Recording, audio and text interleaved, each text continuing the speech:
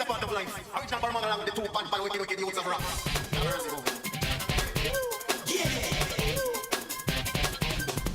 What's your business? Don't think when I ride by. Ain't no drizzle, be truth off the east side. I know we ain't got my money because they ducking high. I grind for me in mind. I got the green light. I got to get it how I live it.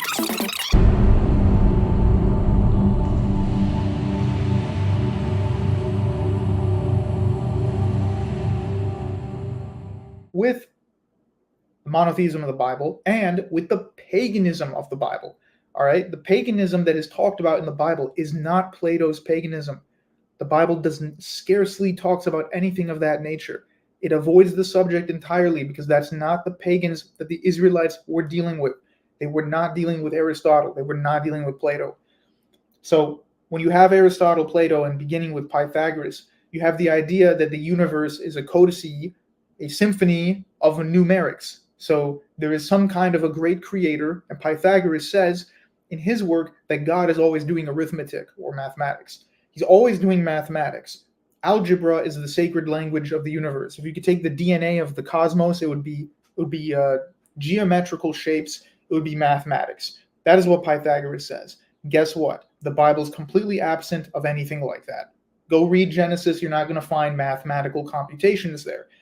So we can straight away see that Pythagoras, despite believing in one God, his God is an archon of mathematical creation.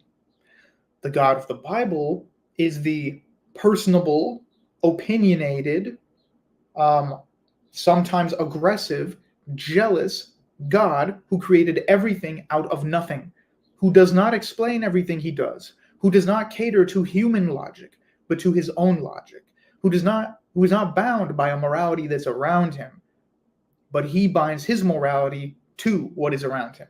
That is the difference between the God of Pythagoras and the God of the Bible. Now, that you understand that, whenever a Muslim says one God, one God, one God, you have to ask him, what is the one God? Great, you have one, but is the most important characteristic of our God that he is not multiple gods? Is that the most important characteristic? Or is it a combination of that and the fact that he is the God, there is no other? Not meaning there's no other numeric, but there's no other type of God. Even if someone claims to say they have the one God, they don't, unless you have the God of the Bible. So unless you have the God of the Bible, you do not have the God of the Bible. It doesn't matter if you claim you have one God. We don't want no Brahmin theology here. So that is the difference between Plato and the biblical God. And I would wager that if you are a massive fan of perennialism, and so that's the difference between how the Israelites viewed God and how the Platonists did. So with the Assyrians, the reason I put that in the wallpaper is because the paganism we're dealing with in the Old Testament is not Plato's paganism. It's important to differentiate them.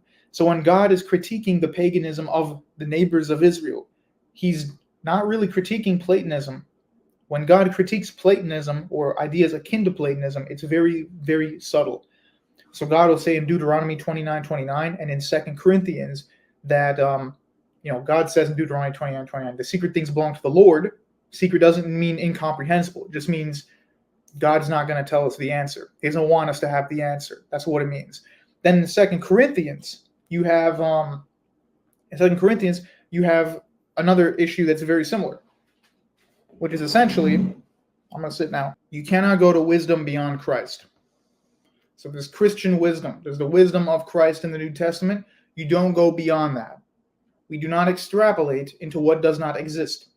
We got a super sticker here from Guitar Tunings. Thank you so much for that $10 super sticker. So when we look at the Assyrians, all right, and the Canaanites, and the Perizzites, and the Hittites, etc., they all believed that their gods, like the Olympians, were concrete entities who did not exist outside of time, who did not exist outside of space, who did not exist apart from the created order. They were literally within the same reality as everybody else.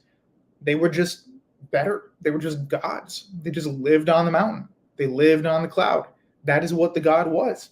You could actually go to Zeus and say, Zeus, where's your divine essence, man? He'll say, what are you talking about? All right? If that moron idol could speak, he would say, what are you talking about? I have no divine essence. I am Zeus. Everything in front of you is Zeus. My flesh, my blood, that's not a form I take. I am literally this form.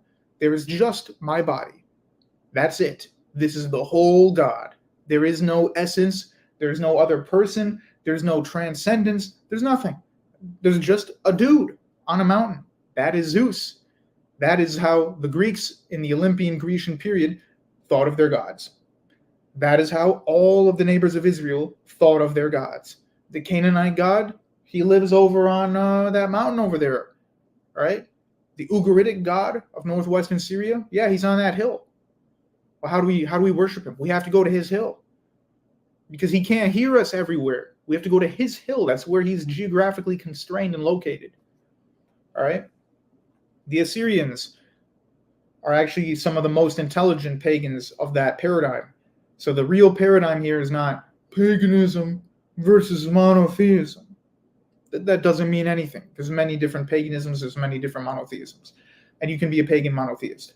But the paradigm is ancient Near East versus Hellenism. Not everything Greek is Hellenism. Okay? Zeus, Poseidon, that's not Hellenism. I don't care what people say. That's not Hellenic philosophy. What that is Greek Hellenic culture, and they tried to Hellenize the Levant and Asia Minor. They were very successful at, and they were very successful at Hellenizing Syria, by the way, and Egypt. But that's not the same as what Plato did. We've already explained that. So rewind if you're just getting here. But the ancient Near East believed in these concrete deities. Now, they also believed in metaphysics. They weren't pure materialists or anything. The Assyrian Babylonian system actually invented the great chain of being. So we give Plotinus a lot of flack sometimes, but I don't believe in the single cause. I mean, I believe in the single cause fallacy. It is a fallacy. I just don't believe in doing it, obviously, because it's a fallacy. Plotinus did not invent everything, and not everything Plotinus says is garbage, and not everything Plato says is garbage. But most of you know that, so I don't have to celebrate them because people are already doing that. I'd rather critique what needs to be critiqued. And so in the Assyrio-Babylonian system, you had the great chain of being operating in that lieu of metaphysics. You can read the text of Maklu, which I have, and you can find the great chain of being in the text of Maklu. It's right there. That's even before the Assyrians, actually. That is pre-Assyrian, ancient Mesopotamian theology. And so these guys, even though they had these concrete deities, they did still believe in some metaphysics, but you cannot confuse them with the real hardcore Hellenism metaphysics. So that's what you have to understand when you're looking at the Bible. We're dealing with people who didn't touch transcendence and stuff like that. Those were all unique to the Greek philosophical system. You know, Pythagoras' mathematical universe has nothing to do with how the Assyrians and Babylonians thought of the universe. All right? Ammonius Saccas, who's a friend of Origen, a great pillar of the church, even though he was deeply heretical, he learns from Ammonius Saccas. And so you could say Origen is like the left hand of Neoplatonism. What they're learning has nothing to do with Assyrian paganism. And that's why it's difficult to critique Hellenistic philosophy, because if you don't understand this distinction, you go, oh, it's paganism. Someone will point out to you, no, this is very different from what the Egyptians and the Assyrians believed. You have to know these distinctions here, right? Philosophy has a place in the study of theology and religion. Where it does not have a place is replacing the cosmology of revealed scripture, and as St. Paul says in 2 Corinthians, going beyond the wisdom of Christ. So Christ says, the Greeks are wise and the Jews demand a sign. But Christ is the sign that the Jews are rejecting. And the Greeks, Christ is the wisdom. So there's not, you have Christ and then we have human wisdom on top of that, and like that's how we find God, is through epileptic fits on mountains. No. He says Christ is wisdom to the Greeks. So we don't use Aristotle to find Christ. We use Christ to understand Aristotle. Aristotle can be used, but through Christ, not the other way around. You don't grab glasses of Aristotle and then you view Christ. It's the other way around. So that's what St. Paul is saying. And I agree. There are certain things God doesn't really want us to know. You cannot peer into God's mind. You'll destroy yourself because you will, first of all, blaspheme by inventing things God has not revealed. You'll, second of all, go insane because, it's like Jack Nicholson says, you can't handle the truth. It's not that the truth is inexplainable and illogical. Just, you can't handle it. You can't. It's over. The gods were just really, really divine, powerful beings, but they still operated in creation. It's like killing not a normal lion, but like a fiery lion that's like 20 feet tall. It's hard, but you can do it. That's what they thought. So I can just go to where that God is and attack him. It's literally an MMORPG, okay? Whereas the Israelites said, nobody can find God. You can't even see God. God's voice sounds like thunder. It's actually so terrifying. We're going to ask Moses to go up there because we don't want the revelation. It's too scary. So Moses goes up to Mount Sinai alone. In the New Testament, the Father speaks to Christ, and everybody thinks they just heard thunder. So it's so loud and booming and powerful, it sounds like thunder cracking through the earth. They can't even understand that it's the voice of God. Whereas in the pagan tradition, whether Greek or Assyrian, walking around like, hey, I spoke to Zeus. Oh, okay, cool. I'm going to go kill a Mesopotamian god, and I'm going to wear his pelt as my cloak. They just did not care. They didn't have that reverence. You see in the Bible, and they didn't think their gods were all powerful, all wise, created every single thing, eternal. Many of the gods come into existence at some point. Like the universe is eternal, but the gods come into existence. That's how it can be.